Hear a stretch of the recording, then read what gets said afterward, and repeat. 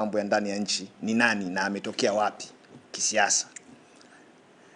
Nafanya hivyo ili kuweza kutoa nafasi kwa watu, mwisho wa siku nitakapokuwa natoa ufafanuzi sasa wa kisheria, watu waweze kujua kwamba hicho alichokifanya kakosea au hajakosea. Watu watapima wenyewe. Patrobas na maendeleo Chadema alipikwa, akaiva, akawa kiongozi wa baraza la vijana la taifa la Chadema almaarufu Bavicha, na kutokana na utendaji wake mzuri aliokuwa nao katika baraza lile,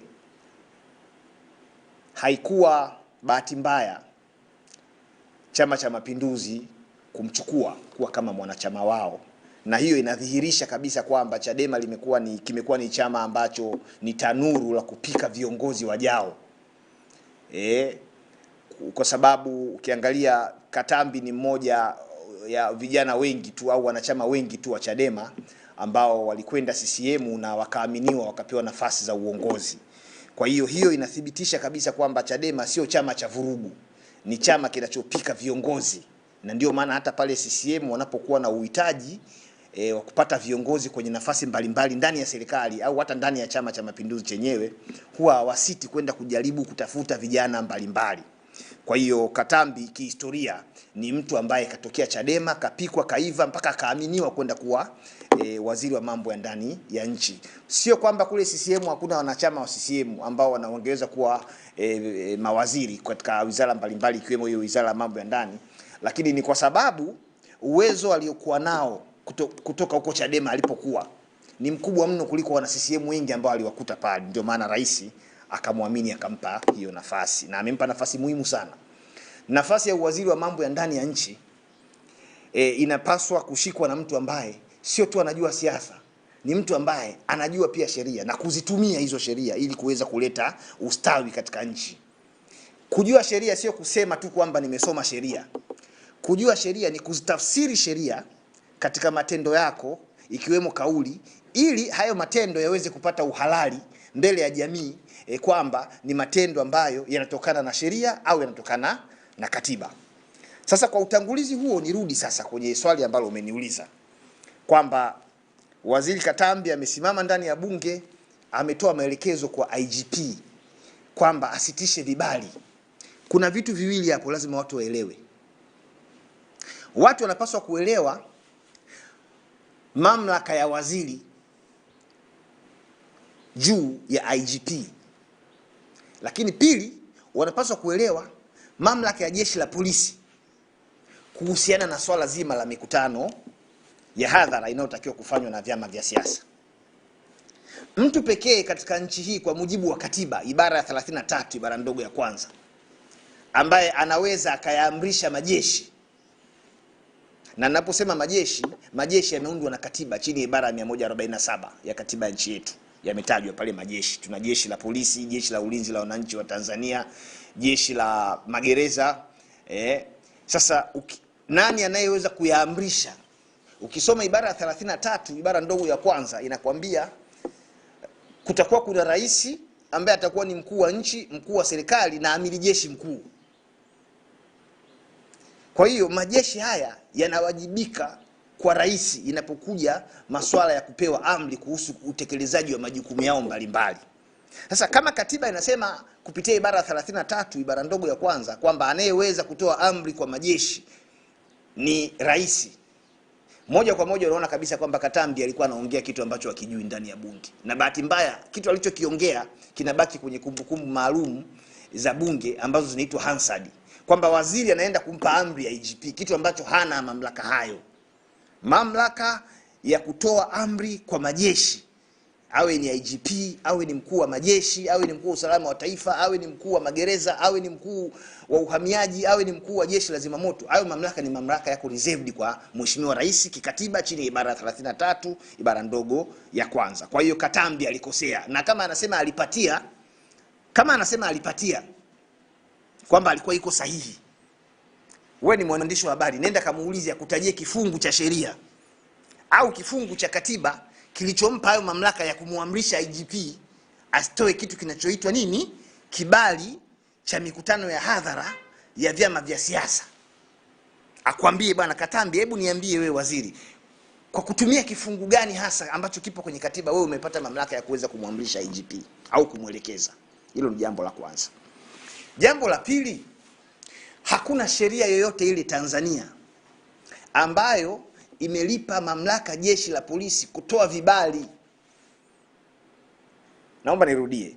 Hakuna sheria yoyote ile ndani ya Jamhuri ya Muungano wa Tanzania ambayo imelipa mamlaka jeshi la polisi liwe linatoa vibali kwa vyama vya siasa ili viweze kufanya mikutano ya hadhara.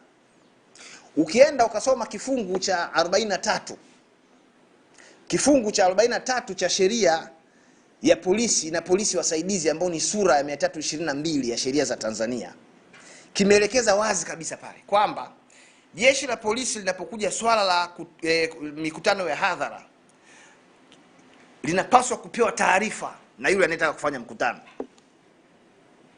Jeshi la polisi, kifungu cha 43 cha sheria ya polisi na polisi wasaidizi, ambao ni sura ya 322. Hakuna mahala popote kwenye sheria hili pametajwa neno kibali, kwamba polisi wana mamlaka ya kutoa kibali au wana mamlaka ya kutoa kibali kwa chama chochote cha siasa kinachotaka kufanya mikutano ya hadhara.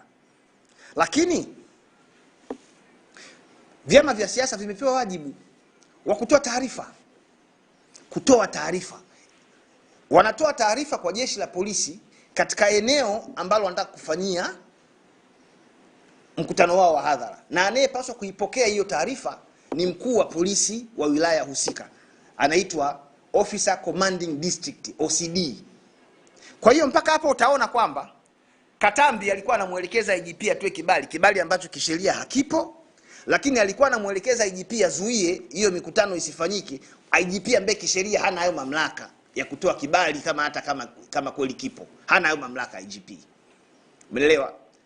IGP mamlaka yake ni ya kiutawala kwenye kutunga sera kule makao makuu ya jeshi la polisi, ili jeshi liweze kujiendesha, kwa sababu muundo wa jeshi la polisi katika nchi yetu uko centralized, yani amri inatoka juu kushuka chini. Sasa amri zinazotoka makao makuu kushuka chini ni zile za kisera, lakini zile amri za kiutendaji kwa mujibu wa sheria ya jeshi la polisi na polisi wasaidizi, ambao ni sura ya 322, amri za kiutendaji na kioperesheni zimeachwa kwa watendaji wa polisi wa ngazi ya wilaya, kwa maana ya ma-OCD, watendaji wa polisi wa vituo kwa maana ya ma-OCS, wakuu wa vituo, zimeachwa kwa wakuu wa upelelezi wa wilaya kwa maana ya ma-OCD, zimeachwa kwa ma-RPC ambao pia ni watunga sera au wasimamizi wa sera katika ngazi ya mkoa. Kwa hiyo utaona ukiangalia muundo wa jeshi la polisi na utendaji wa majukumu yake kwa mujibu wa sheria, IGP husiki popote kwenye utendaji wa kazi za kila siku za kioperesheni za jeshi la polisi, ikiwemo kusimamia usalama, kusimamia mikutano ya hadhara na vitu kama hivyo. Sasa bunge wakati linatunga sheria ile ambayo ni sura ya 322 ya jeshi sura 322 ya sheria za Tanzania, lilikuwa lina maana kwamba kwa kuwa mkutano wa hadhara ni mkusanyiko wa watu wengi, na kwa kuwa inaweza ikatokea uvunjifu wa amani kwa sababu moja ama nyingine, na kwa kuwa ni wajibu wa jeshi la polisi kulinda raia na mali zao popote pale watakapokuwa, kwa hiyo wakitoa taarifa, manake jeshi la polisi linatakiwa sasa kwenda pale kujipanga kuhakikisha kwamba wale watu wanafurahia haki yao ya kukutana kama ambavyo imeelezwa katika ibara ya 20, ibara ndogo ya kwanza ya katiba ya Jamhuri ya Muungano wa Tanzania, kwamba watu wana haki ya kukutana wakafanya mambo yao. Watu wana haki ya kupeana habari kama ambavyo imeandikwa katika ibara ya 18 ya katiba ya Jamhuri ya Muungano wa Tanzania. Lakini polisi hawana mamlaka popote kwenye sheria hii. Na akitokea mtu akakwambia leo kwamba polisi wana mamlaka ya kutoa kibali, mwambie kuambia ni kifungu gani. Akikutajia hicho kifungu, mlete hapa, mimi nitampa milioni 10 huyo mtu, kwamba hiki ndio kifungu kinawapa mamlaka polisi watoe kibali cha mkutano wa hadhara. Akikuonyesha hicho kifungu, mlete hapa, mimi nampa milioni 10 kama zawadi, kwa sababu atakuwa ametufundisha sheria ambayo sisi wengine hatujawahi kuiona, hatujawahi kuisoma, hatuijui. Lakini kwa yale ambayo sisi tumefundishwa shuleni kuhusu mamlaka ya jeshi la polisi inapokuja swala la mikutano ya hadhara, utaratibu ndio huo umeelezwa katika kifungu cha 43 cha sheria ya polisi na polisi wasaidizi. Sasa kuhusu matishio ya kiusalama kama sababu sasa ya kuzuia hiyo mikutano isifanyaje? Ndio. Kwa sababu swali lako limejieleza hivyo. Ndio. Kabla tujaenda kwenye matishio. Ndio. Bado tusimame kwenye uhalali wa waziri. Ndio. Kuzungumza maneno haya. Ndio. Waziri amesema yeye ndo ana instrument ya wizara. Ndio. Lakini pia tusaidie. Mamlaka ya waziri wa mambo ya ndani. Yanaishia wapi kwenye hiyo wizara anayoongoza? Ndio ambapo jeshi la polisi ni sehemu ya majukumu anayoyasimamia waziri wa mambo. Ndio maana nimekuambia hivi. Kwanza jeshi instrument ni mamlaka ya kiutendaji ambayo anayo rais na anayakasimu kwa mawaziri wakafanye kazi kwa niaba yake, ndio inaitwa instrument. Mamlaka ya rais ambayo kapewa kikatiba kufanya mambo yote anayotakiwa kuyafanya, lakini sasa kwa sababu yeye hawezi kuwepo katika kila eneo, anatoa sehemu ya mamlaka yake. Kwa mfano sehemu ya mamlaka yake kwenye wizara ya mambo ya ndani anamkabidhi waziri, kwa hiyo anampa yale mamlaka, bana nenda kafanye, utakapokuwa unafanya kwa niaba yangu, ndio inaitwa instrument. Sasa ili uweze kuelewa hapo. Ndio. Wewe umesema rais ndio mwenye mamlaka ya kuamuru majeshi. Ndio. Kama rais amempa instrument waziri. Ndio. Kwa nini tusiseme hiyo instrument aliyompa ni pamoja na uwezo wa kuamuru majeshi? Katiba haijasema hivyo. Mimi nasema kile ambacho kimeandikwa. Kwenye swala la kuwa amiri jeshi mkuu hainaga ukaimu. Ndio maana akiondoka rais akaenda nje, makamu wa rais anabaki kuwa kaimu rais, lakini anakuwa sio amiri jeshi mkuu. Kwa hiyo kuna mamlaka ya rais ambayo yanakasimiwa kwa baadhi ya watendaji wake kwenye baadhi ya majukumu, na kuna baadhi ya majukumu ya rais hayawezi kukasimiwa na mtu yoyote.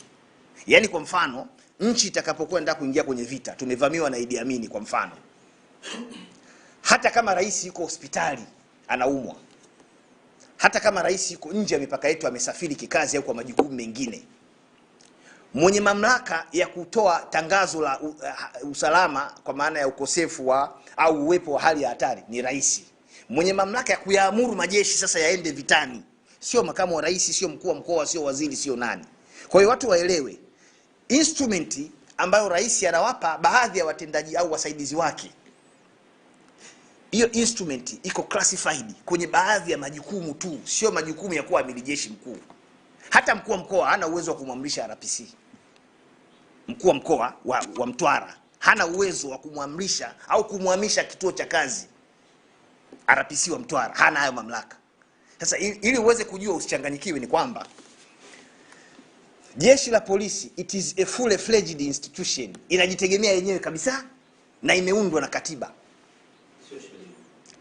Sio sheria. Limeundwa na katiba ibara 147. Alafu sheria ikaja ikafuata baadaye. Kwa sababu katiba inasema kwa ujumla kwamba kutakuwa kuna majeshi ya ulinzi na usalama kwenye nchi hii. Sasa hayo majeshi yataundwaje, yatafanyaje kazi, yatakuwa na majukumu gani? Katiba ikatoa mamlaka kwa bunge kutunga sheria.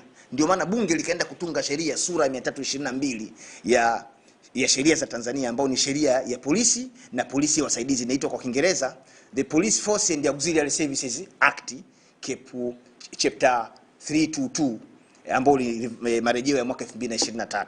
Sasa waziri akiinuka akakwambia nimepewa instrument, muulize vi, umepewa instrument ya uamiri jeshi mkuu? Akisema ndio, mwambie chini ya sheria gani? Kwa sababu hapa tusiwe tunadanganyana kama vile ni watoto wadogo. Haya mambo sio siri, yako hadharani. Nitakusomea katiba. Kwa mfano ibara ya 33 imesema hivi, ngoja nikuonyeshe. Ibara ya 33.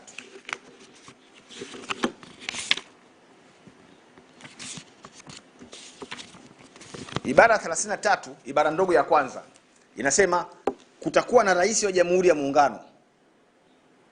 Ibara ndogo ya pili, rais atakuwa amiri jeshi, rais atakuwa mkuu wa nchi, kiongozi wa serikali na amiri jeshi mkuu.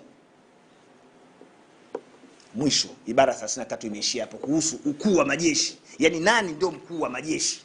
Hakuna mahala popote kwenye katiba hii pamesema rais anaweza sasa huu amiri jeshi mkuu wake akaukasimisha kwa kupitia kitu kinachoitwa instrument kwa waziri wa mambo ya ndani au kwa mkuu wa mkoa. Amiri jeshi mkuu maana yake ni mtoa amri kwa majeshi. Sasa waziri hana hayo mamlaka. Na kwa kuwa swala la ukuu wa majeshi na uwezo wa kutoa amri ni swala la kikatiba limeandikwa hapa, Waziri Katambi akwambie tu kwamba ni ibara gani ya katiba ambayo yeye imempa hayo mamlaka.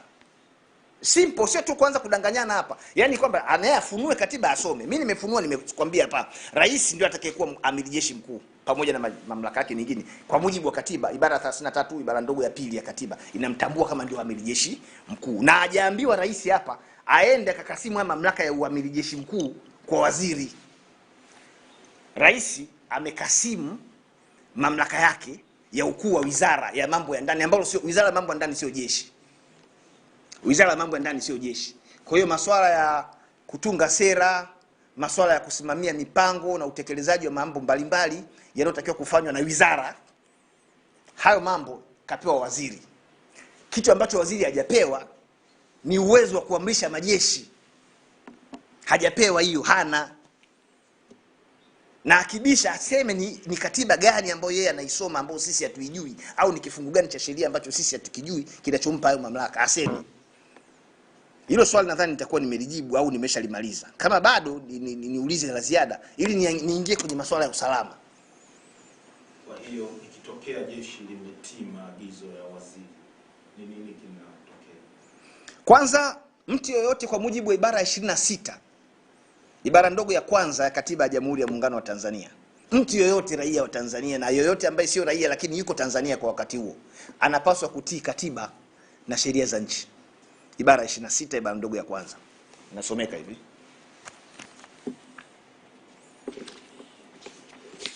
ibara 26 ibara ndogo ya kwanza, kila mtu ana wajibu wa kufuata na kutii katiba hii na sheria za Jamhuri ya Muungano wa Tanzania. Ibara 26 ibara ndogo ya kwanza. Kwa hiyo kile ambacho IGP au ofisa yoyote wa jeshi la polisi anapaswa kukitii ni katiba na sheria, sio maelekezo ya waziri ambayo hayatokani na sheria. Yaani ukimwona mtendaji yeyote wa jeshi la polisi kainuka anatekeleza jambo fulani hivi kama sehemu ya wajibu wake, iwe hilo jambo limetamkwa na waziri au halijatamkwa, ujue huyo mtu atakuwa anatekeleza matakwa ya katiba au matakwa ya sheria. Sasa kama atakuwa anafanya hilo jambo alafu liko kinyume na sheria, hata kama angekuwa anavaa magwanda na manyota kila kitu mabegani, huyo mtu anakuwa anavunja sheria, anakuwa anavunja katiba, na anakuwa ni mhalifu tu kama walivyo wahalifu wengine. Kwa sababu kama waziri anatoa tangazo, anatoa maelekezo ambayo yako kinyume na sheria, alafu yule ambaye kapewa aende akasimamie au akatekeleze matakwa ya sheria, anatekeleza kitu ambacho kiko kinyume cha sheria, yani hapo hakuna udhuru. Kwa Kiingereza wanasema hakuna excuse. Wote wanakuwa wamevunja sheria, aliyetoa hilo maelekezo na aliyekwenda kuyatekeleza. Kwa sababu nchi haiendeshwi kwa maelekezo. Nchi inaendeshwa kwa mujibu wa sheria na kwa mujibu wa katiba. Lakini kumekuwa kuna utamaduni fulani hivi, wavunja katiba na wavunja sheria za nchi wakisimama kwenye kamera utasikia tunaendesha kwa mujibu wa sheria, hii jambo ni kwa mujibu wa katiba. Na nyie waandishi wa habari mnaacha hivyo hivyo. Mnaposikia mtendaji yeyote wa serikali anakuambia anafanya jambo hili kwa mujibu wa katiba, wanalinda sheria, wanasimamia sheria, muulize tu akwambie categorically ni sheria gani hiyo ambayo yeye anairejea ili kuweza kutekeleza au kufanya hicho ambacho anakisema. Lakini umesema ikitokea amepewa maelekezo na akayatekeleza, maelekezo ambayo wazi kabisa yako kinyume cha sheria, anakuwa anathibitisha hajui katiba ambayo aliapa kuilinda. Anakuwa anathibitisha hivyo kwamba hajui. Na kuna imani fulani hivi inajengeka sasa hivi, mtu akisema mimi nimesoma sheria bwana na katiba nimesoma. Hapa shida sio kusoma sheria au sio kusoma katiba. Unawezaje kuitafsiri sasa hiyo katiba ambayo unadai wewe umeisoma kwenye vitendo ili ionekane hayo unayoyafanya yanatokana na katiba? Lakini kutuambia tu mimi nimesoma katiba alafu unachoenda kukisema, unachoenda kukifanya kiko kinyume na katiba. Yaani unakuwa una tofauti hata na yule mtu aliyoishia darasa la pili B. Kuna tofauti. Ulisoma ila ukuelewa. Na kuna tofauti kati ya kuwa na cheti na kuwa na elimu. Elimu ni maarifa ambayo mtu anayapata baada ya kusoma ili aweze kutumia maarifa hayo sasa kwenye maisha yake ya kila siku. Iwe ni maisha ya uongozi, iwe ni maisha ya kibiashara, iwe ni maisha ya kisiasa, iwe ni maisha yote yale. Ili watu wakuone wewe umesoma, wanaangalia sasa yale maarifa uliyoyapata kwenye ile shule uliyoenda kusoma. Yanaonekanaje hapa? Maarifa. Nitakwambia nchi inaongozwa kwa mujibu wa sheria. Unamsikiliza tu. Sasa ndugu yangu samahani, sheria gani? Kwa sababu sheria imesema wewe huna mamlaka ya kumwamrisha IGP. IGP anampigia simu rais moja kwa moja. Anampa briefing za mambo ya kiusalama kuhusu nchi inavyoenda. Hamwambii waziri. Waziri yeye kazi yake ni kwenda kusimamia bajeti huko ipite, kwa sababu polisi hawezi kwenda bungeni wao wakapeleka bajeti yao. Kwa hiyo wanaandaa bajeti yao na wana kila kitu chao pale. Ni kama vile lilivyo jeshi la ulinzi la wananchi wa Tanzania kimuundo, wana kila kitu chao pale. Wakishakifanya wanampelekea sasa waziri pale. Awapelekee bungeni kwa sababu ndio sheria inataka hivyo, bajeti yao ipitishwe. Lakini waziri has nothing to do with operations na day to day activities za jeshi la polisi kama ambavyo sheria inaelekeza. Has nothing to do with it. Si kama nimelijibu hilo swali. Ndio. Usalama. Sasa wakati anatangaza bungeni akasema sababu ya kuzuia hii mikutano ni za kiusalama. Na watu wajue vyama vya siasa vimeanzishwa kwa mujibu wa ibara ya 3, ibara ndogo ya kwanza ya katiba ya Jamhuri ya Muungano wa Tanzania. Na baada ya kuwa vimeanzishwa kikatiba, katiba ikatoa mamlaka kwa bunge. Bunge litunge sheria itakayosimamia namna hivyo vyama vitakavyoanzishwa na namna vitakavyokuwa vinatekeleza majukumu yake, namna vitakavyoweza kufurahia haki zao, namna vitakavyoweza kuwajibika pia katika maendeleo ya watu. Ibara ya 3, ibara ndogo ya kwanza imesema hivyo. Sasa bunge likaenda kutunga sheria ambayo ni sura 258 ya sheria za Tanzania. Hiyo sheria inaitwa sheria ya vyama vya siasa ambayo ni sheria namba 5 ya mwaka 1992. Kwa hiyo vyama vya siasa vimeanzishwa kwa mujibu wa katiba na sheria. Moja kati ya haki za vyama vya siasa ni uwezo wa kufanya mikutano ya hadhara. Na hilo unalipata wapi? Unalipata kwenye kifungu cha 23 cha sheria ya vyama vya siasa. Ukienda ukasoma hicho kifungu cha sheria, hakuna mahala popote wameambiwa kwamba ili chama cha siasa kiweze kufanya shughuli zake za kisiasa ni mpaka pale waziri wa mambo ya ndani atakapoulizika kuna usalama. Haijaandikwa hivyo. Swala la usalama, ndugu mwandishi, haliko juu ya haki za watu. Na ndio maana katiba ikaliwekea utaratibu. Na ili kuondoa hii sintofahamu na mvurugano wa hapa na pale na kuzua mijadala isiyokuwa na sababu za msingi, katiba ikaeleza ni nani anayepaswa kutuambia kama taifa kwamba nchi ina hali ya usalama au haina hali ya usalama. Katiba imetuambia. Sio mtu yeyote tu katoka huko kaibuka anatuambia hali ya usalama sio nzuri. Ibara 32. Ibara ya 32 ya katiba ya Jamhuri ya Muungano wa Tanzania. Ibara 32 imetuambia mwenye mamlaka ya kulitangazia taifa kwamba taifa sasa hivi hali ya usalama ni mbaya ni Rais wa Jamhuri ya Muungano wa Tanzania. Ibara 32. Hii hapa. Ibara ndogo ya kwanza.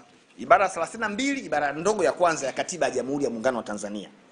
Bila ya kuathiri katiba hii au sheria iliyotungwa na bunge kwa ajili hiyo, Rais anaweza kutangaza hali ya hatari katika Jamhuri ya Muungano au katika sehemu yake yote. Kwa hiyo mpaka hapa kupitia ibara 32, ibara ndogo ya kwanza ya katiba ya Jamhuri ya Muungano wa Tanzania, tunaona mwenye mamlaka kikatiba kutangaza kwamba nchi hii sasa hivi sio shwari ni rais. Sasa unapomwona mtu anaibuka, iwe ni bungeni, iwe ni mtaani, iwe tumekaa baa au wapi, akwambia sikilizeni, Sasa hivi kuna vitishio vya hali ya amani, usalama hamna. Uwe mtu ni muongo tu kama walivyo watu wengine, waongo wengine tu. Kwa sababu swali ambalo wewe mwananchi wa kawaida unapaswa kumuuliza, brother, wewe hao mamlaka ya kututangazia sisi kwamba hali ya usalama sio nzuri, umeyatoa wapi mamlaka hayo? Sisi tunajua katiba imetuambia nchi ikiingia kwenye shida ya kiusalama, anayetakiwa kuja kutuambia sisi ni rais. Wewe ni rais, uenda kupoka mamlaka ya rais, huo ni uhaini. Kupoka mamlaka ya rais wakati wewe sio rais na kutekeleza hayo mamlaka ni uhaini kama ulivyo uhaini mwingine. Uhaini sio mpaka upindue tu nchi, upindue serikali, hapana.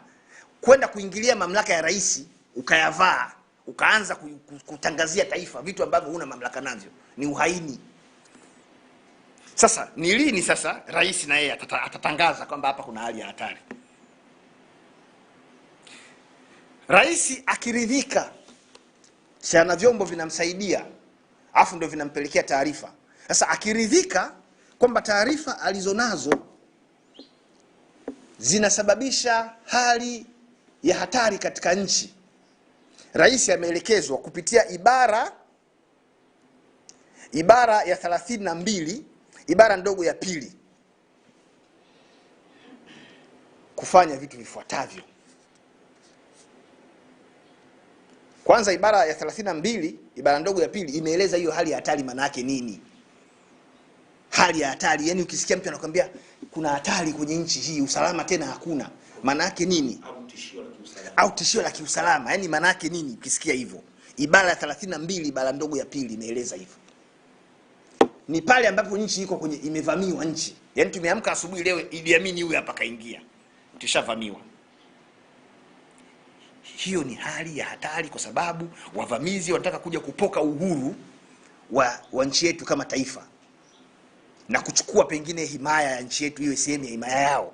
Kwa hiyo rais kwa mujibu wa katiba akiona hiyo hali kupitia wasaidizi wake, taarifa ambazo amezipata kutoka kwa vyombo husika, hiyo hali inampa mamlaka ya kuiita hii kwamba ni hali ya hatari, usalama haupo. Sasa akijiridhisha kwamba nchi inavamiwa au iko vitani, tunapigana sasa, anatakiwa afanyaje? Au limetokea jambo lingine lolote linaloweza kufanya usalama wa nchi usiwe salama, kwa mfano matetemeko ya ardhi, kwa mfano tetemeko la ardhi au mafuriko ya nchi nzima, yani ni vurugu mechi, watu wanapata shida. Rais akiangalia ile hali na akashauriwa na watu wake wa karibu, kwa mujibu wa katiba ina qualify kuwa hali ya hatari, anatakiwa kuchukua hatua. Sasa hatua anayotakiwa kuchukua ili aje atangaze baadaye kwamba kuna hali ya hatari ni nini? Hizo hatua zimetajwa katika ibara ya 32 ibara ndogo ya 3 ya katiba hii, kwamba rais anatakiwa apeleke azimio bungeni bila kujali bunge lipo kwenye shughuli zake au halipo kwenye shughuli zake, apeleke hilo azimio. Na naomba niisome hiyo ibara inavyosomeka. Ibara ya 32 ibara ndogo ya 3. Endapo itatangazwa kwamba kuna hali ya hatari katika Jamhuri ya Muungano nzima au katika Tanzania bara nzima au katika Tanzania Zanzibar nzima, rais atatuma mara moja nakala ya tangazo hilo kwa spika wa bunge, ambaye baada ya kushauriana na kiongozi wa shughuli za serikali bungeni ataitisha mkutano wa bunge ndani ya siku zisizozidi 14 ili kuitafakari hali ya mambo na kuamua kupitisha au kutokupitisha azimio linaloungwa mkono na kura za wajumbe wasiopungua 2/3 ya wajumbe wote la kuunga mkono tangazo la hali ya hatari lililotolewa na rais. Ibara 32 ibara ndogo ya 3. Kwa hiyo kumbe hata huyo rais mwenyewe huyo, ili apate uhalali wa kutangaza kwamba hii nchi sasa hivi sio salama, ni lazima bunge leo limeridhia kwa kiwango cha wajumbe waliopiga kura sio chini ya 2/3. Huibuki tu ukawaambia watu kuna hali ya hatari, usalama. Kwa sababu brother, sasa hivi mambo haya ya kiusalama haya, kwa kuwa watu hawasomi katiba, watu hawasomi sheria, yanatumika kutisha watu, yanatumika kupora haki za watu, haki kama hizo za maandamano, haki za kufanya siasa ambazo zipo kwenye katiba. Yani hii nchi imeshageuka kuwa kama ni police state, yani ni nchi ya kipolisi. Alafu kuna saa huelewi Kuna saa uelewi kabisa hivi. Sasa jana kamanda wa polisi wa mkoa wa Dar es Salaam, kamishna msaidizi mwandamizi wa polisi Jumanne Muriro, anaongea na waandishi wa habari, anasema katika siku chache zilizopita hali ya usalama ni shwari. Hali ya usalama ni shwari Dar es Salaam, watu wafanye shughuli zao. Kesho kutwa bungeni waziri anakuambia hali ya usalama sio shwari. Mimi najua waziri wa mambo ya ndani sio askari, wala hajawahi kwenda depo, wala hana mafunzo yoyote ya kiusalama. Waziri wa mambo ya ndani kama anayo labda ni mafunzo ya siri, lakini yale mafunzo yanayojulikana wazi kwamba anayo kiasi kwamba anaweza akafahamu kwamba kuna hatari au hakuna, waziri wa mambo ya ndani hana hayo hana hiyo elimu. Lakini polisi wameshatuambia sisi kila sehemu. Lakini kubwa zaidi, mwenye mamlaka ya kusema kwamba hatari ipo au haipo ni rais. Hajasema, amekaa zake kimya rais. Kwa hiyo ina maana rais yeye haoni kwamba nchi iko katika hali mbaya. Lakini nikuulize swali moja, mwandishi. Mama yuko kwenye jitihada kubwa sana, Mheshimiwa Rais anaifungua nchi. Juzi kafanya ziara kubwa sana kule Urusi, Russia. Na kwa mujibu wa waziri wa mambo ya nje Mheshimiwa Mahmoud Thabit Kombo, alisema ziara ya rais kule Urusi ilitikisa dunia na dunia ilitikisika. Na rais baada ya kurudi anaongea na waandishi wa habari pale uwanja wa ndege wa kimataifa wa Mwalimu Nyerere. Anasema moja kati ya lengo au malengo ya ziara yake kule Urusi ni kuimarisha mahusiano ya kidiplomasia na kibiashara na kiuchumi kati ya nchi zetu mbili, Urusi na Tanzania. Kwamba Watanzania waende Urusi wakaangalie fursa kule za uwekezaji za biashara kama zipo, wakazitumie ziwasaidie wao binafsi au zilisaidie taifa. Lakini pia Warusi waje waangalie hapa Tanzania sisi tuna vivutio gani vya kiuwekezaji kwenye madini, kwenye maliasili, misitu, mbuga za wanyama na mambo mengine kama hayo. Sasa leo anaibuka mtu anakuambia nchi haiko salama. Hivi Putin akisikia Putin atatuonaje sisi? Yaani tumefunga safari kumfuata, mwambia Putin njoo uangalie huku nchi yetu sisi ni salama, ina vivutio. Njooni muwekeze, watu wetu wapate ajira. Putin amesema sawa, mimi nitakuja. Si ni kisiwa cha amani? Nakuja mimi kuwekeza kule. Anajiandaa kuja, ghafla anasikia huko sio salama huko. Sitaonekana sisi ni watu wa ajabu sana. Lakini yule rais wa Namibia yule, sikaja juzi hapa, juzi. Na rais katuambia tutumie fursa, tuchangamkie fursa zilizoko Namibia. Twende kule sisi tukaangalie biashara. Kabla hata tujaanza kujipanga vizuri, tunaambiwa hii nchi sio salama. Lakini sasa kichekesho anayetuambia ni mtu ambaye hana mamlaka hayo. Na kama anasema yeye ana mamlaka hayo, wewe tuandalie mdahalo mimi na yeye, mdahalo. Jessica Seka soma sheria. Na mimi nimesoma sheria. Mimi naishi sheria na naifanyia kazi sheria. Na sio naifanyia kazi, mimi nimetoa mchango kwenye maendeleo ya sheria za nchi hii. Nenda mahakamani kule utakuta mchango wa maendeleo ya sheria, wanafunzi wanasoma kesi zangu kwa mashuleni. Sasa yeye akwambie yeye mchango wa sheria alitoa wapi? Au alifanya wapi hiyo sheria?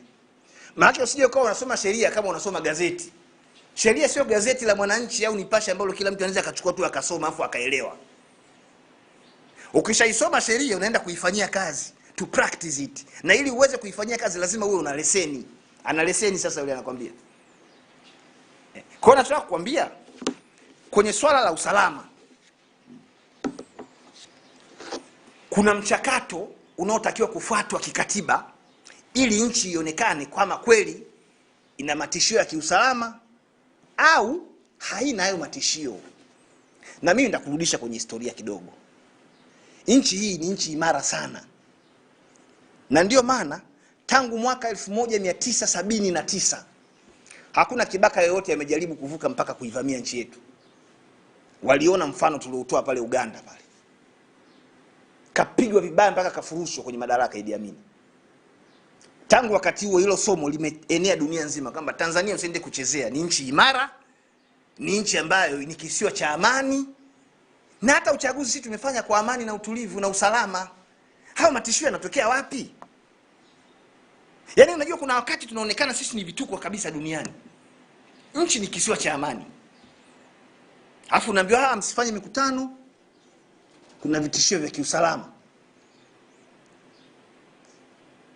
Sasa waje watuambie ni kwa namna gani wameifuata katiba kufikia hitimisho hilo ambalo wao wanalisema kwamba nchi haiko salama, ili watu waache kufurahia haki zao za kikatiba na za kisheria. Vinginevyo itakuwa ni kuwadanganya tu watu na kuigeuza nchi hiyo ni nchi ya kipolisi.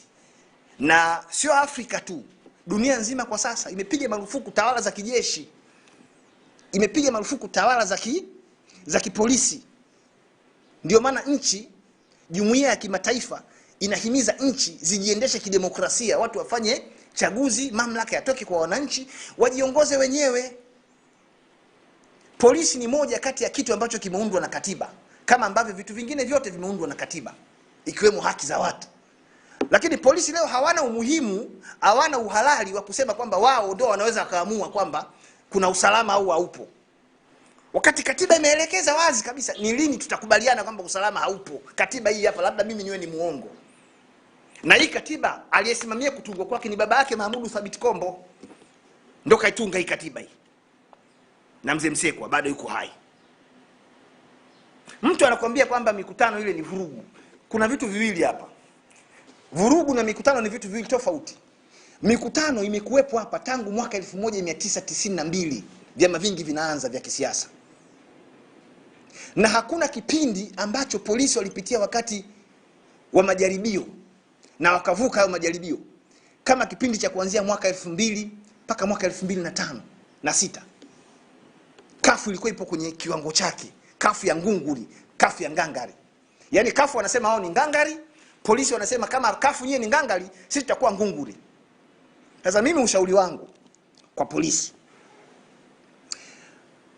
kama wanaona utekelezaji wa majukumu yao una shida kidogo, kutokana na mambo mbalimbali yanayosababishwa na ufanyaji wa siasa katika nchi hii, waende wakamuulize IGP Maita aliwezaje kufanya kazi na kafu, na kafu wakawa wanafanya mikutano na maandamano yao bila shida yoyote. IGP Omar Mahita mstaafu ndio IGP katili kuliko ma-IGP wote makatili duniani. Alisema yeye mwenyewe juzi, yeye ndio IGP katili kuliko makatili wote. Lakini pamoja na ukatili wake, hakuwahi kuwanyima watu haki ya kufanya maandamano kwa sababu anaijua katiba kwamba maandamano yameruhusiwa kikatiba. Alfred Tibaigana ndio alikuwa kamanda wa polisi wa mkoa wa Dar es Salaam kipindi hicho. Alikuwa anaweza kusimamia majukumu ya kipolisi, ikiwemo kuwalinda waandamanaji wanaofanya maandamano katika majukwaa ya kisiasa, na nchi ilikuwa inaenda tu. Wakamuuliza Tibaigana yeye aliwezaje kufanya kazi na kafu na Chadema na vyama vingine wakati wote ule. Kwa sababu leo tunazungumza nchi hii na miaka 34 ya uwepo wa vyama vingi. Lakini ni kama vile leo vyama vingi ndio vimeanza na tunaviogopa kama ukoma. Wakifanya tu kama mkutano kao kidogo, usalama.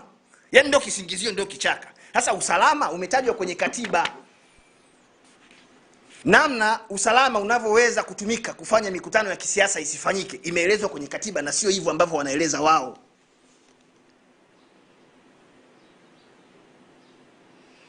Sijui kama hilo swali nimelijibu. Umeeleweka, umelijibu, lakini na swali jingine limeibuka. Serikali imehubiri kwamba tunakiashiria pia kutoweka kwa usalama. Wajibu wa serikali ni upi kama yenyewe inasimama hadharani inatangaza hivi? Kwanza, kama nilivyosema awali, aliyetangaza hivyo hana mamlaka na hajafuata utaratibu ulioelezwa kwenye katiba ili kuweza kudhibitisha kwamba nchi haina usalama. Lakini mimi nimpongeze sana Waziri Mkuu Mheshimiwa Daktari Mwigulu Nchemba. Kaja kutuambia,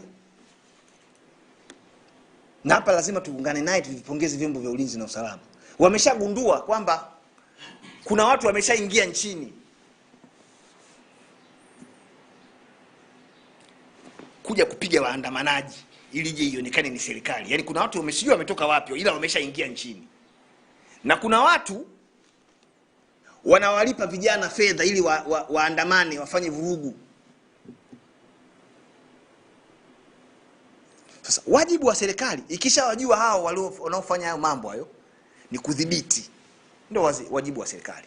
Na wanapofanya udhibiti sio kuzuia haki za watu wengine ambazo zimetajwa kwenye katiba. Kwa mfano, hivi mtu anavukaje mpaka pale anaingia ndani hapa kuja kujiandaa kupiga watu watakaoandamana siku hiyo?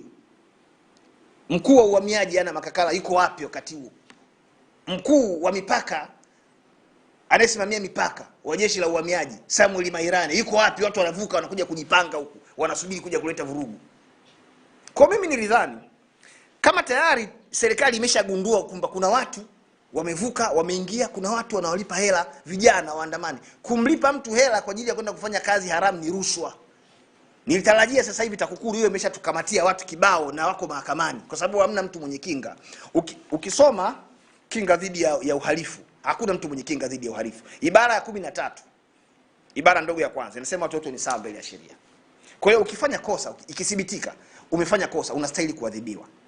Kwa hiyo wajibu wa serikali kwenye kujibu hilo swali ni serikali inapaswa kushughulika na wale ambao wamejiandaa kufanya vurugu. Na hakuna mtu yeyote hapa anayesema kwamba vurugu zifanyike, kwa sababu zikifanyika vurugu hapa amani itatoweka. Na ikitoweka hakuna atakayeweza kufanya shughuli zake kama ambavyo wanazifanya sasa hivi. Kwa hiyo wajibu wetu sisi ni kuhakikisha swala hili la usalama, ulinzi na nini, ingawa limekasimiwa kikatiba na kisheria kwa baadhi ya vyombo, lakini kama mwananchi mmoja mmoja kwenye kutekeleza sheria na kuheshimu sheria unapaswa kuchukua hatua tahadhari. Kwa mfano hatua kutoa taarifa kwenye vyombo, jamani kuna watu wanavuka mpaka pale wanaingia, hawa sio wa Tanzania wanakuja kufanya vurugu, umetimiza wajibu wako. Sasa tayari tumeshaenda mbele kama taifa hatua moja, tumeshajua kuna watu wameshaingia. Hivi watu wanaingiaje na uhamiaji bado wapo kazini? Watu wanaingiaje? Kwa sababu huvuki mpaka pale mpaka tukukague passport. Mpaka utuambie wewe unakuja kufanya nini hapa? Mwenyeji wako ni nani? Tujue yote hayo. Na tukiona kwamba huna maelezo yaliyonyooka hatukuruhusu kuvuka mpaka. Vyombo vyote vya ulinzi viko kwenye mipaka yetu yote. Nenda airport utawakuta, nenda sijui wapi utawakuta, kote utawakuta. Sasa leo wamevuka, wameshaingia, wanasubiri kuja kufanya vurugu. Haiwezekani. Ni lazima watu wadhibitiwe. Na kama kuna mtendaji anashindwa kuwadhibiti hao watu, yeye ndio awajibike. Kwa hiyo lazima mstari uchorwe wa watu wema wanaojiandaa kwenda kufurahia haki zao za kikatiba. Labda hizo haki umuziwe hazipo. Kwa mfano haki ya maandamano imetajwa kwenye ibara ya 20 ya katiba ya Tanzania. Imetajwa kabisa hapa. Na sisi wote tumetakiwa kuiheshimu hii katiba, kuilinda. Sasa leo unaposema hakuna kuandamana, kuna usalama hamna. Mbona tujamsikia rais akitangaza? Mbona tujalisikia bunge likijadili hilo azimio lililopelekwa bungeni na rais kwamba nchi haipo kwenye hali nzuri? Mbona tujasikia hayo yote? Yaani uhalali wa hilo tangazo lenu, uhalali wa hilo swala mnasema kwamba sio usalama hakuna. Uhalali wake tunaupimaje sasa? Ukweli wake sisi tunaujuaje? Kwa sababu serikali yako madarakani hii ni serikali ya Chama cha Mapinduzi ambacho ni chama cha siasa kama ilivyo Chadema. Yaani tofauti ya Chadema, ACT na CCM ni kwamba CCM yenyewe ina serikali. Na CCM kama chama cha siasa inatumia serikali yake kuhakikisha yenyewe haiondoki madarakani. Kwa hiyo inawezekana inakuja na hizi mbinu wanatumia polisi, na sio mara ya kwanza polisi kutumika. Mwenyekiti mstaafu wa Chama cha Mapinduzi Jakaya Kikwete amewahi kusema kabisa, msiwe mnategemea CCM, msiwe mnategemea polisi kwenye kufanya siasa. Ipo siku tutashindwa. Kuna katibu wa neki wa CCM wa mambo ya nje wa zamani anaitwa Kanali Ngemela Lubinga, akiwa mwanajeshi wa jeshi la ulinzi la wananchi wa Tanzania. Aliwahi kuchukua rasilimali za jeshi kuisaidia CCM. Sasa ili kuepusha huo mgongano wa kimaslahi, huo mgongano wa kimtazamo, ndio maana katiba ikasema linapokuja swala la kiusalama, nani anayetakiwa kuja mbele kutuambia usalama ukoje na tunaudhibiti namna gani? Na wananchi sasa kwa ujumla wao kupitia bunge, ibara hiyo ya 32 ibara ndogo ya 3, wapitishe hilo azimio kwamba ni kweli bunge sisi tunakubali nchi hii haiko salama. Kwa hiyo itangazwe hali ya hatari ili hatua zingine ziweze kuendelea. Lakini hii kutangaza tu hivi, mnakuja mnatuambia usalama hakuna, wakati mwingine mnatuambia usalama upo, wakati mwingine hivi. Kwa mfano mimi najiuliza, Kwa hiyo ina maana kazi yote kubwa anayofanya Profesa Kitila Mkumbo, waziri wa uwekezaji, kuzunguka huko duniani kutafuta wawekezaji waje, na anawaambia kuna usalama. Kwa hiyo ina maana kazi yote hiyo haina maana sasa.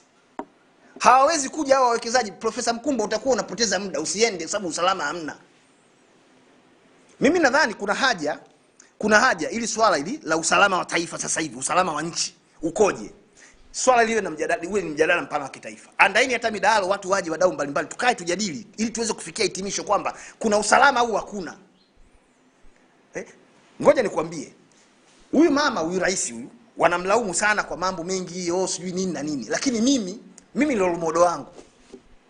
Yako mambo ambayo huyu mama anabaki kuwa role model wangu. Ukiniuliza nitakutajia jambo moja. Kwanza, kwa mfano, anaingia madarakani anakuta nchi haifanyi siasa. Mtangulizi wake kasimama kazuia siasa. Hamna cha mkutano, hakuna cha nini, na watu wamehofia tamkia. Huyu mama wa watu, mpenda amani, mpenda haki, kasimama akasema nchi yetu ni yetu sote, tufuate katiba na sheria. Kama katiba inaruhusu vyama viwepo, mimi naviruhusu viwepo.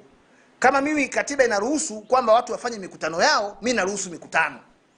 Kama katiba inaruhusu maandamano, mimi naruhusu maandamano.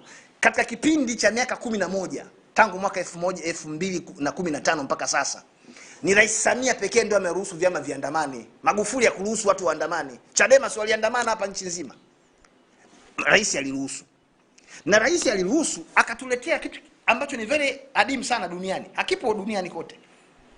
Falsafa ya R4, 4R, katika kulijenga upya taifa, kwa sababu lilikuwa limeshagawanyika.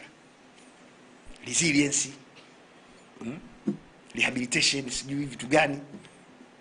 Mama huyu jitihada zake nchi irudi pamoja, kutofautiana kiitikadi, sio uadui. Akasema naruhusu mimi mikutano, fanyeni. Ambaye yeye ana mamlaka kikatiba kabisa kusema usalama hamna, mimi sitaki tena mikutano iwepo. Angeweza kusema hivyo. Na hamna mtu angemfanya chochote kwa sababu mamlaka anayo kikatiba. Hakuyatumia, akasema Chadema andamaneni, ACT andamaneni, sijui watu gani, fanyeni siasa zenu. Nisubiri nimalizie hii point. Ni ya muhimu sana. Hakuishia kuruhusu tu hiyo mikutano na maandamano. Akawaita na wale wanasiasa wengine waliokuwa wamekimbia nje, warudi, njooni, Tanzania ni salama, mnakimbia nini? Mimi nipo, mama yenu, rais wenu. Wengine wakaishiwa hela, akaenda kuwatembelea, akawapa na hela. Wewe bana, nakutambua kama ni kiongozi mwenzangu wa kisiasa nchini, umekimbia lakini rudi nyumbani. Hauna hela, chukua hizi hapa kwenye posho yangu mimi nakata. Huyo mama ataacha kuwa role model wako kama wewe kweli una akili mama. Sasa jitihada zote hizo wanazifanya nchi ionekane ni ya kidemokrasia. Mtu anaibuka anakuambia mikutano hamna, usalama hamna, hana mamlaka, hana chochote. Juzi waziri wa habari Paul Makonda kasimama bungeni, kasema kama kuna nchi duniani ni mama na baba wa demokrasia ni Tanzania, waje wajifunze kwamba sisi tunaweza tukabishana kiitikadi, tukawa na tofauti zetu za kiitikadi, lakini tukaenda mbele kama nchi bila kugombana. Sasa uchukue kauli ya Makonda kama Tanzania ina demokrasia ya vyama vingi, au uchukue kauli ya Katambi kwamba mimi siruhusu mikutano ya vyama vya siasa. Uchukue kauli na jitihada za mama kupitia 4R kurudisha nchi pamoja, watu wafanye siasa, watu wabishane kwa hoja, wajenge nchi, au uchukue kauli ya Katambi asiyekuwa na mamlaka hayo ya kuzuia mikutano. Unaota muamini nani kati yao wote? Kwa hiyo maana nimesema hili swala sio la kuchukuliwa kijumla jumla na kutishia watu. Kama kweli hii nchi haina usalama na tunapaswa kuchukua hatua, basi sababu ilipaswa kuwa ni utekaji na mauaji ya watu. Hotuba ya Jaji Chande wakati anakabidhi ripoti ya matukio ya tarehe 29 Oktoba, anasema zaidi ya watu 700 walipotea hii nchi, na kati yao 400 mpaka leo hawajulikani walipo. Hiyo ni hotuba inatolewa na mtu ambaye ni msomi wa sheria wa kiwango cha kimataifa duniani. Anakuambia Tanzania walipotea watu 700, na kati ya hao 400 mpaka leo hawajulikani walipo. Alafu uone waziri akisema kwamba hiyo sio hali ya hatari, watu 400 wamepotea. Mimi ningeweza kuielewa serikali ingesema hivi, jamani, tunakubaliana wote hapa. Chande katuletea hotuba, ametuambia wamekufa watu 518. Mnaonaje tusimamishe shughuli zingine, tuingie msibani kwanza, tumalize matanga? Kila mtu angeunga mkono hilo swala. Tuache siasa kwanza, kwa sababu kila mtu kafiwa hapa, kila mtu kafiwa. Matukio ya tarehe 29 Oktoba, kila mtu kafiwa. Au utakuwa umefiwa na jirani, utakuwa umefiwa na baba mdogo. Sababu Tanzania si hiyo tunaishi yote, tunagongana kila siku. Rafiki yako, babako mdogo, mshikaji wako mlisoma naye au nani, kwa namna moja kila mtu kaguswa. Kwa hiyo lingekuja tangazo kama hilo, jamani sikilizeni bana, 518 ni msiba mzito mno, na tutakuwa tunajidanganya kwenda mbele bila kumaliza matanga haya. Mnaonaje kama taifa tukubaliane, tuache kwanza hii mikutano ya hadhara, tukae chini? Nyie mnataka kuandamana, mnataka katiba. Si umewasikia wanataka kuandamana? Dai lao kubwa. Hata Chande amesema kwenye hotuba yake, moja ya sababu ya vurugu za mauaji ya tarehe 29 ni madai ya katiba mpya. Lakini mama mwenyewe alishaahidi katiba mpya itapatikana ndani ya siku 100 za utawala wake, na sio kaahidi kwa maneno, akaenda akaiweka kwenye ilani ya Chama cha Mapinduzi. Kwenye ilani ipo kwamba katiba, msiwe na wasiwasi, nichagueni. Watu wamemchagua 98%. Tutapata katiba ndani ya siku 100. Anaibuka mtu bungeni, Juma Omera, anasema hivi, katiba itapatikana maliziano ya kiwepo. Swali, wewe ungekuwa unaulizwa sasa, kati ya Samia, rais wa Jamhuri ya Muungano wa Tanzania, na Juma Omera, waziri wa mambo wa katiba na sheria, unamwamini nani kuhusu swala la katiba mpya? Mimi namwamini Samia, kwa sababu yeye katuambia ni siku 100. Sasa zimeshafika hizo 100 ama bado, inategemea na wewe jinsi unavyohesabu. Kuna wengine wanahesabu labda bado zile 100. Lakini hamna mahala popote kwenye ilani ya Chama cha Mapinduzi wameeleza swala la katiba mpya litapatikana baada ya maliziano. Haipo. Hakuna mahala popote kwenye hotuba za rais wakati wa kampeni kasema katiba itapatikana kwa maliziano. Lakini Juma Omera yeye anakuambia sikilizeni, katiba itapatikana baada ya maliziano, na msipoliziana haipatikani. Huku ni kukichonganisha Chama cha Mapinduzi na wananchi. Chama kimeandaa ilani yake bora kabisa, kimewaambia watu tulieni, hamna haja ya maandamano, siku 100 mtapata katiba yenu. Na mimi nawaambia watu wawe watulivu. Unaweza ukawa na hesabu kinyume ikawa zile 100 bado.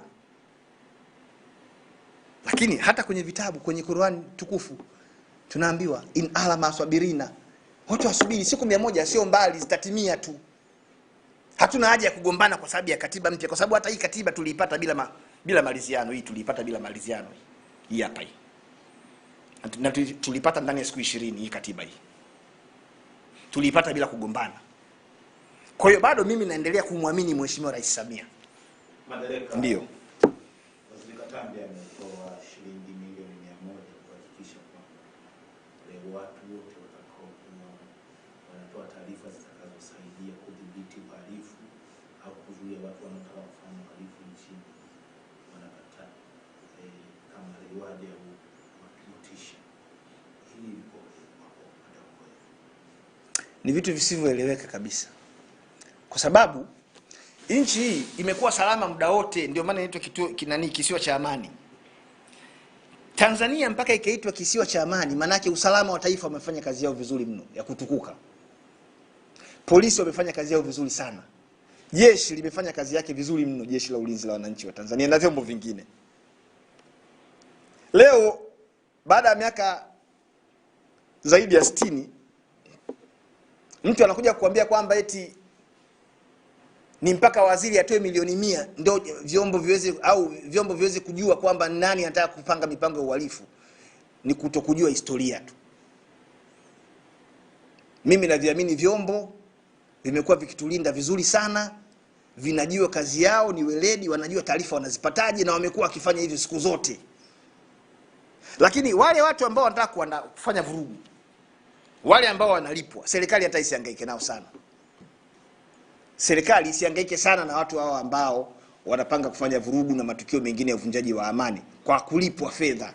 Na bahati mbaya au bahati nzuri tuliambiwa kwenye hotuba ya Chande, uzoefu unaonyesha watu ambao huwa wanalipo kati ya shilingi 5,000 hadi 10,000 ili wafanye vurugu. Nataka nikwambie mwandishi, hakuna mtu ambaye ana pesa kuzidi serikali. Serikali ya Tanzania ni tajiri kuliko mtu mwingine yoyote unavyoweza kudhani. Serikali hii ina vyanzo vingi vya mapato vya fedha. Vyanzo vya ndani kupitia rasilimali zetu, madini, milima, rasilimali za nini zile maliasili, utalii, unaelewa bana, uvuvi na mambo mengine mengi tu ambayo unaweza ukayaeleza. Serikali inapata kule fedha. Serikali inapata mikopo kutoka nchi wahisani na washirika wa maendeleo, inapata misaada. Kwa hiyo serikali ya Tanzania sio serikali maskini. Moja kati ya serikali tajiri duniani ni serikali ya Tanzania. Itashangaza kuona eti serikali imezidiwa ubavu wa kifedha na kikundi fulani ka watu ambako eti kanaenda kulipa watu shilingi 5,000 na 10,000 watu wafanye vurugu. Serikali inaweza ikaamua, kwa mfano, ikiamua tu inalipa kila kijana anayetaka kufanya vurugu shilingi 20,000 asifanye vurugu. Serikali inaweza. Yaani na serikali ya Tanzania muundo wake unaanzia kwenye vitongoji, vijiji, mitaa, kata, wilaya, mikoa mpaka taifa. Kote kuna serikali. Yenyewe iandae mpango, ipeleke kwenye ngazi zote hizo serikali. Iseme hivi, kijana yoyote ambaye pengine kwa sababu moja ama nyingine amejikuta anashawishika kwa kupewa shilingi 5,000, apeleke taarifa yake hiyo ya ushawishi, nani kamshawishi, kwa mtendaji wa kata yake, kwa mtendaji wa mtaa wake. Akienda akatuambia kwamba yeye kaishashawishiwa na anajiandaa kufanya vurugu kwa sababu kashalipwa 5,000 yake, serikali isimkamate. Imwambie hiyo 5,000 kaa nayo, waliokulipa wapumbavu tunakuongezea na 10,000. Tuone kama kuna kijana ataandamana. Manake tunataka kuaminishwa kwamba kuna serikali nyingine ina hela nyingi mno, inaweza kufadhili hizi vurugu nchini kuliko serikali halali ya Tanzania ambayo ina hela halali, kwamba eti haiwezi kudhibiti hayo. Kama ishi ni wanahongwa hela, wanalipo pesa. Sisi tuna uwezo wa kulipa pesa kama nchi. Yaani 10,000 uone kama vijana hapa hawatalinda amani. Pesa zetu ni za kujikita kwenye maendeleo. Ndio nachosema. Tumeambiwa wanaandamana na wamekubali kuandamana kwa 5,000. Wewe ungekuwa unataka kutumia mbinu mbadala, watu ambao haikutoi wewe jasho, si una double tu ile amount. Kwa sababu yule anayewalipa wale vijana, inawezekana yule kaishaona kwamba serikali ya Tanzania maskini haiwezi kulipa vijana. Lakini hivi kwa nini hao watu wasiwekwe hadharani? Na Watanzania wakatoa ushirikiano kwa serikali. Jamani, kwenye kila mtaa kule kuna serikali. Kila kijiji kuna serikali, kila kitongoji kuna CCM. Kwa mfano, wao wana muundo wao wa chama, wana mabalozi wa nyumba 10. Taarifa kule zipo. Nchi hii ingekuwa haina ulinzi na usalama bora, tusingekuwa hapa leo tunaongea hivi. Nenda kaangalie Kongo kule. Hapa ukijaribu tu, si unaona tayari wameshajulikana. Waziri mkuu jana akasema, wameshawajua wote na mipango yao. Wameshaingia, nataka kulipa watu, wapige watu ili ionekane serikali. Wameshajulikana, wao walikuwa wanadhani hawajulikani. Sio kazi ya kitoto, ni kazi imefanyika. Ni kazi imefanyika. Kwa hiyo mimi bado nataka kuendelea kuamini kwamba vyombo vitafanya kazi yake kwa weledi, kwa kutumia katiba ambao ndio wameapa kuilinda. Watafanya kazi yao kwa weledi kwa kutumia sheria ambao ndio maelekezo yao makuu. Kwamba unapoona hata Magufuli alipokufa, nenda karejee yale mahojiano aliyofanya mkuu wa majeshi mstaafu Jenerali Venance Mabeyo. Alisema Magufuli alipokufa ilibidi warejee kwenye katiba, yani katiba ndio maelekezo. Kwamba imetokea rais kafa madarakani, tunafanyaje? Wakaenda, bahati nzuri ibara 37 ibara ndogo ya 5 ya katiba iko wazi kabisa, ikawaambia sikizeni nyie makamanda. Akifa rais, makamu wa rais ndio anakuwa rais. ndio tukampata Samia. Sasa mtu anakuambia hatuwezi kutenda, tunasubiria maelekezo ya waziri. Waziri sio katiba. Hamna mahala popote pale. IGP Wambura ameapa asema mimi Camillus Wambura naapa kwamba nitakuwa muaminifu kwa Katambi.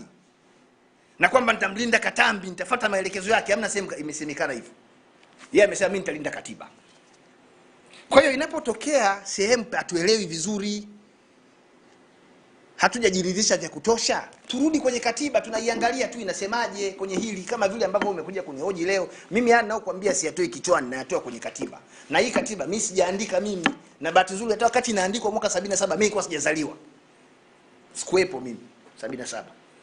Nadeleka ndio. Mtandaoni kuna vuguvugu la watu kutaka kuandamana.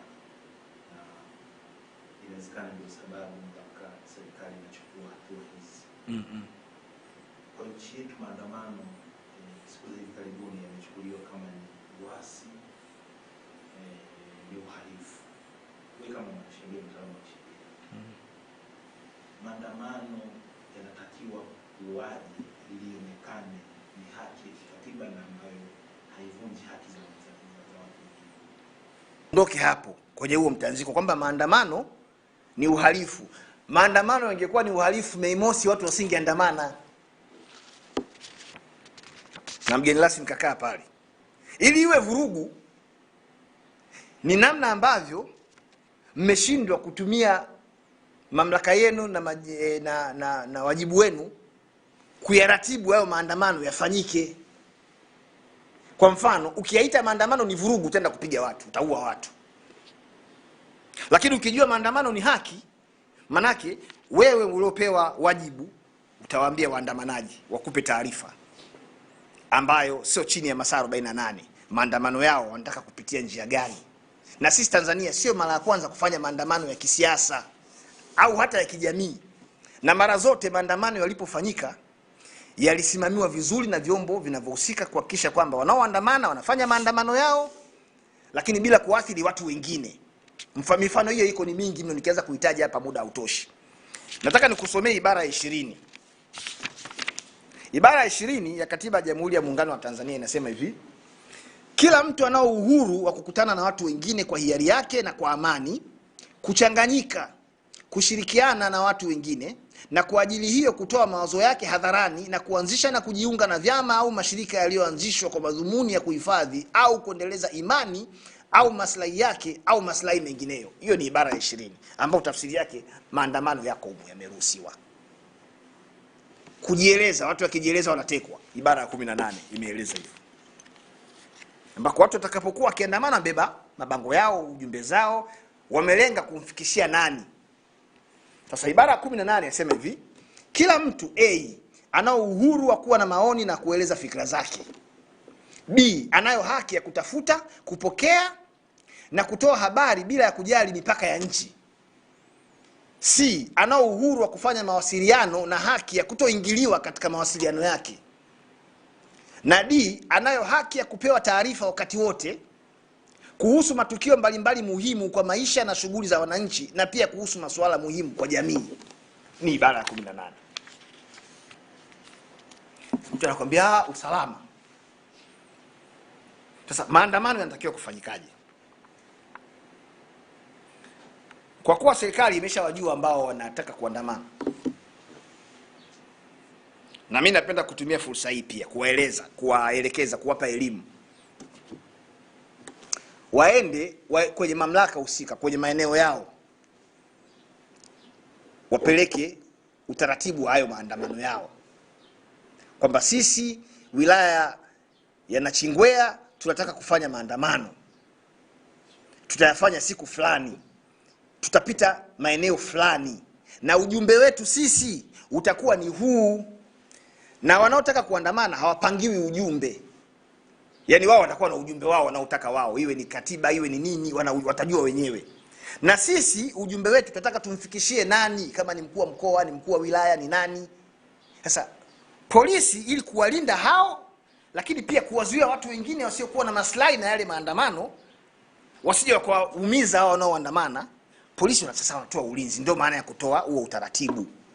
Na haya yakifanyika, na kuambia nchi inaendelea kuwa salama na inaendelea kuwa moja. yakifanyika hayo, waandamanaji waende wakatoe taarifa kwa polisi, waende wakapeleke hiyo taarifa ikiwa ina maelezo ya kutosha, ujumbe wa maandamano, njia maandamano itakayopitia, hayo maandamano yanahusu kitu gani,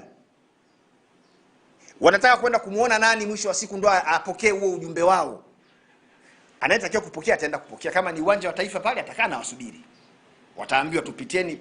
Tibaigana alikuwa anafanya hivyo, anawaambia pitieni hii njia huku, msipite hapa Kariakoo Msimbazi, hapa kuna watu wanafanya biashara zao, mtakuja kuwasababishia usumbufu watu wengine. Kwa sababu Marwa, sio kila mtu anataka maandamano hapa kwenye hii nchi, sio kila mtu. Lakini kama wewe unafanya biashara ambayo ni haki yako, haina maana anayetaka kuandamana hana haki ya kuandamana. Wewe andamana upande wako na huyu naye afanye biashara upande wake. Sasa kama yeye anatumia muda wake mwingi kwenda kuandamana, atakosa chakula, atakufa na njaa, hiyo ni shauri yake, muache aende akaandamana. Lakini kisingizio cha kwamba maandamano ni vurugu, hiyo sio ukweli. Sio ukweli. Mikutano ya hadhara inaonekana inahubiri chuki na uchochezi. Ndio moja kati ya sababu ambazo zilitumika kuipiga marufuku. Wewe umesikia baada ya mikutano ya nchi yanayohubiriwa yana maudhi, uchochezi na chuki? Wanaosema hivyo kwanza hawana mamlaka. Kama wanaohubiri, kama wanaofanya mikutano ya hadhara ya kisiasa ni vyama vya siasa, tunao sheria sisi ya vyama vya siasa, sura 258, na tunaye msajili wa vyama vya siasa, ana mamlaka kukifuta chama chochote kinachokwenda nje ya sheria. Ukiwa chama cha siasa una uhuru wa moja kwa moja, absolute freedom ya kuvunja sheria. Kwanza hakuna haki ya kuvunja sheria.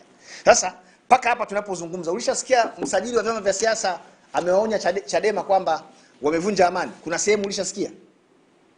Lakini kama ushahidi upo kwamba hawa wanaleta vurugu, wanataka kupindua nchi, wanataka kupindua serikali, au wanataka kufanya vurugu ya aina yoyote, msajili ana mamlaka kukifuta Chadema au chama kingine cha aina hiyo.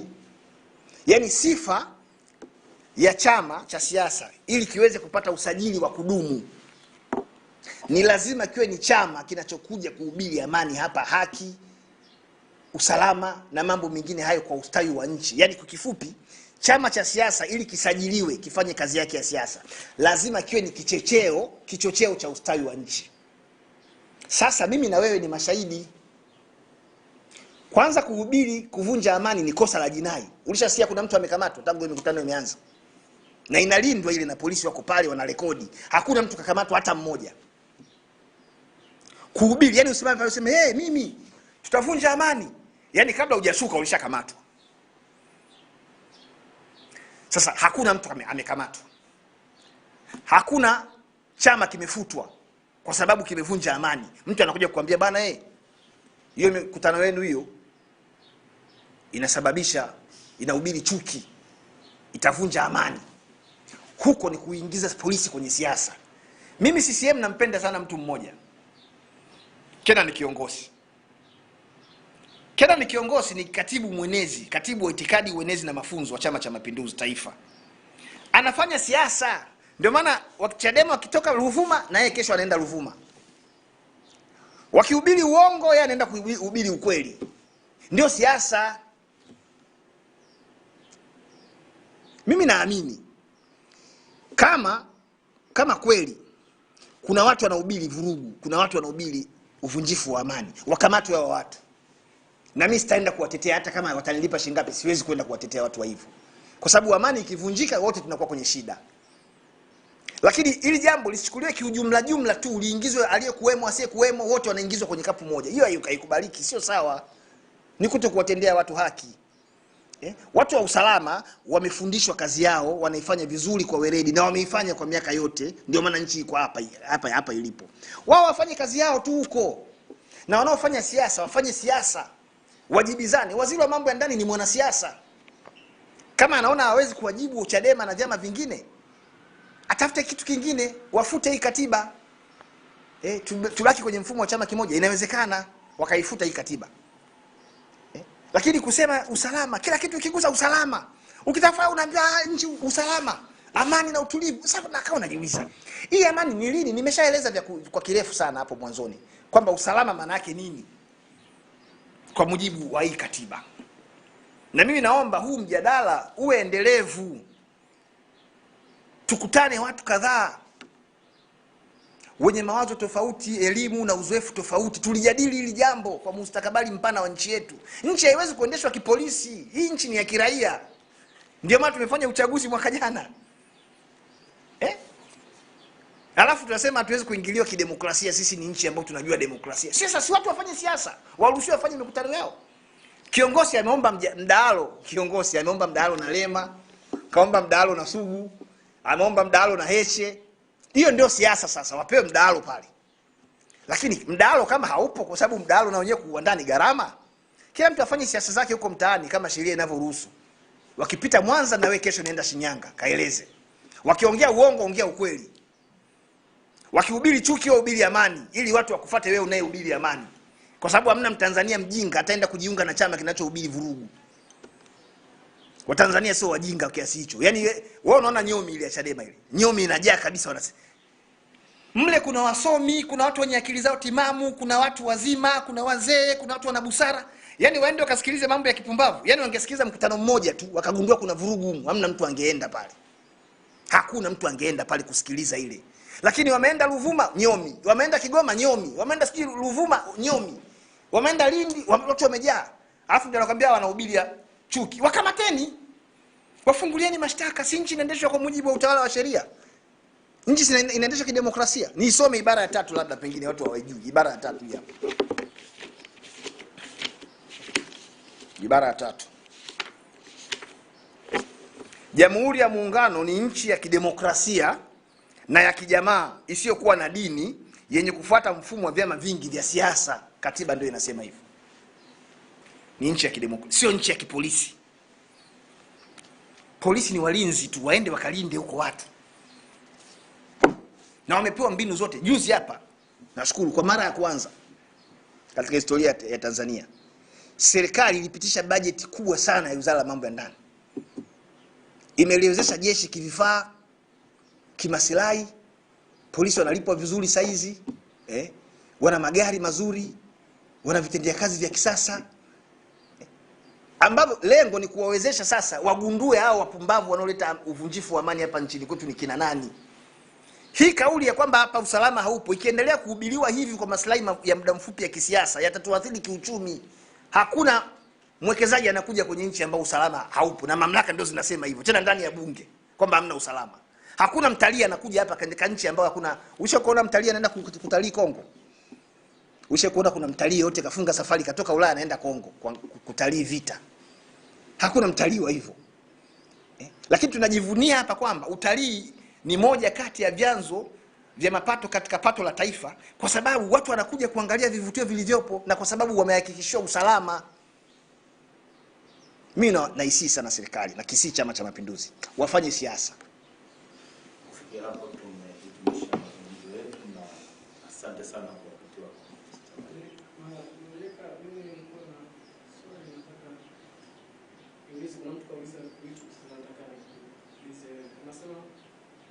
Mbea some ibara 20 kwa mabano 2 fungu kidogo C na ibara ya 30 Ibara ya 20 Ibara ya 20 mabano 2C.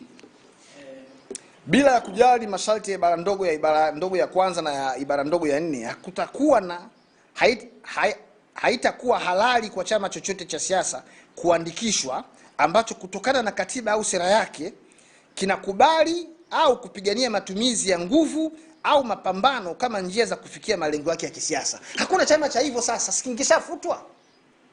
Yaani hicho chama kama kipo kwanza kisingesajiliwa. Kwa sababu kwa mujibu wa ibara hii ni kwamba haya mambo yanapaswa kuwa sehemu ya katiba ya hicho chama, kwamba sisi lengo la chama chetu ni kuchukua madaraka ya nchi kwa kutumia nguvu, tafanya mapinduzi. Msajili asingekisajili.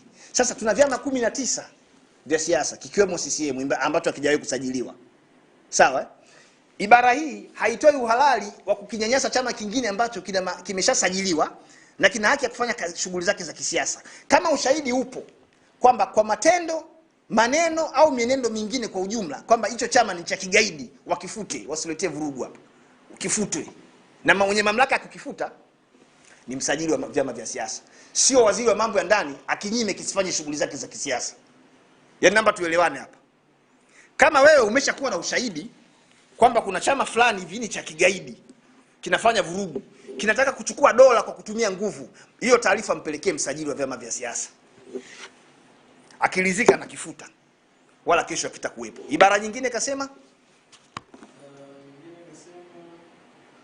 30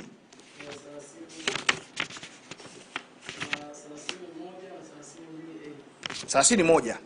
Haki na uhuru wa binadamu ambavyo misingi yake imeorodheshwa katika katiba hii havitatumiwa na mtu mmoja kwa maana ambayo itasababisha kuingiliwa kati au kukatizwa kwa haki na uhuru wa watu wengine au maslahi ya umma. Sasa si iko wazi kabisa. Hao ni watu wengi wanataka maandamano, wanataka mikutano ya hadhara kwa maslahi yao ambao ni haki yao. Ingekuwa ni mtu mmoja anataka kuziba njia watu wengine wasipite kwa maslahi yake, hii ibara ndio ingetumika hapa. Naomba nirudie kusoma. Haki na uhuru wa binadamu ambavyo misingi yake imeorodheshwa katika katiba hii havitatumiwa na mtu mmoja kwa maana ambayo itasababisha kuingiliwa kati au kukatizwa kwa haki na uhuru wa watu wengine au maslahi ya umma. Wanaotaka maandamano ni umma. Wanaoenda kwenye mikutano ya hadhara hiyo, ni hiyo nyomi unayoiona ni umma huo. Sasa wewe unasemaje hapa kwamba ni mtu mmoja ndio anataka kuingilia haki za watu wengine? Mkutano wa hadhara ukiitishwa hapa, ulishasikia kuna mtu anafungwa kamba anavutwa aende? Ukiitishwa ni hiari kwenda au kutokwenda. Kwa hiyo wewe kama mkutano wa ukuhusu usiende. Kama maandamano ya kuhusu usiende.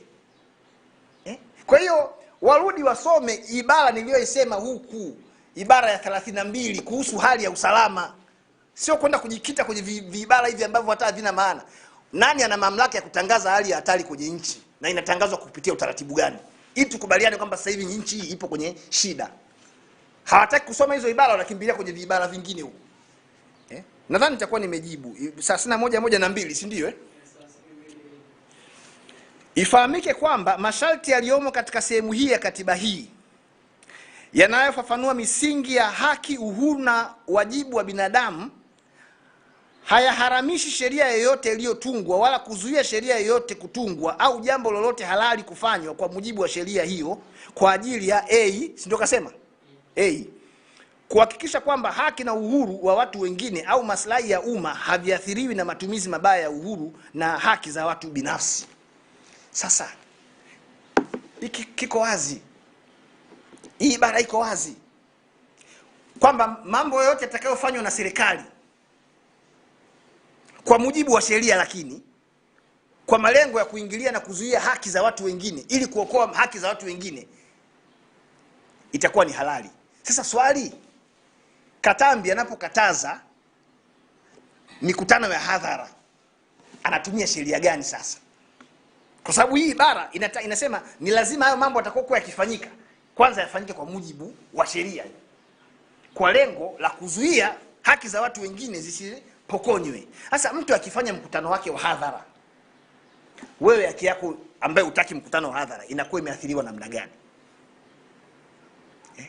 Ndio maana nasema huu uvivu wa kusoma katiba vizuri na kuisoma subjectively not objectively ndio inapelekea watu wanainuka wanakuja na matamko ambayo mwisho wa siku, yani nadhani hata wao wakijisikiliza wenyewe huwa wanaishia kucheka kwa sababu vitakuwa ni vitu visivyoeleweka. Ushauri ni kwamba watendaji wa serikali ambao hawajui hii katiba vizuri, serikali kwa mujibu wa ibara ya 59 ibara ndogo ya kwanza ina mwanasheria mkuu wa serikali, ndio mwenye wajibu wa kuwafundisha. Awafundishe, waende wakamuombe ushauri kabla hawajatoka kwamba mheshimiwa mwanasheria mkuu wa serikali, kuna jambo hili tunataka tulifanye, taathira ya jambo hili tukilifanya kisheria ikoje? Atawaambia, wakishakubaliana ndio wanakuja kutekeleza. Lakini huwezi kwenda kutumia ibara ya 30 ibara ndogo ya pili kukataza watu wasifanye mikutano yao ya kisiasa. Hauwezi kufanya hivyo. Na kama inaonekana siasa imekuwa ni shida, futeni hii ibara ya 3. Ibara ya 3 haizungumzi hao mambo hayo. Ibara ya 3 ibara ndogo ya kwanza. Jamhuri ya Muungano ni nchi ya kidemokrasia na kijamaa isiyokuwa na dini yenye kufuata mfumo wa vyama vingi vya siasa. Kwa hiyo vyama vingi vya siasa vipo bila kujali haya mnaosema huku sijui kuna vurugu siku na nini. Vurugu, watu wakamatwe wanaofanya vurugu, wakawekwa sehemu inayostahili, maisha mengine yaendelee. Wanaofanya siasa wafanye siasa, wanaofanya biashara wafanye biashara. Lakini kuja kutuambia tunaona ni siasa za kikandamizaji zinazovunja katiba kwa sababu haziruhusu demokrasia. Alafu mtu anakuambia Tanzania ni baba wa demokrasia. Demokrasia gani ambayo kuna nchi iko kwenye mfumo wa vyama vingi ilifungiwa kufanya shughuli za kisiasa kwa miaka 5? Yaani vyama vya siasa tofauti na kile kilichoko madarakani havikuruhusiwa kufanya siasa kwa miaka 5, alafu mtu anakuambia hiyo ni demokrasia. Kwa hiyo waende wakaisome. Wakitaka ligi, huyo aliyokuandikia hiyo message, akitaka ligi ya katiba hii, tuweke pale uwanja wa Taifa tu pale. Tukae pale uwanja wa Taifa, watu waje, yeye akae huku na katiba yake na mimi nikae huku, wawepo moderators wazuri tu kama kina Profesa Shivji wakae pale, alafu tuone nani anayejua hii katiba vizuri. Asante.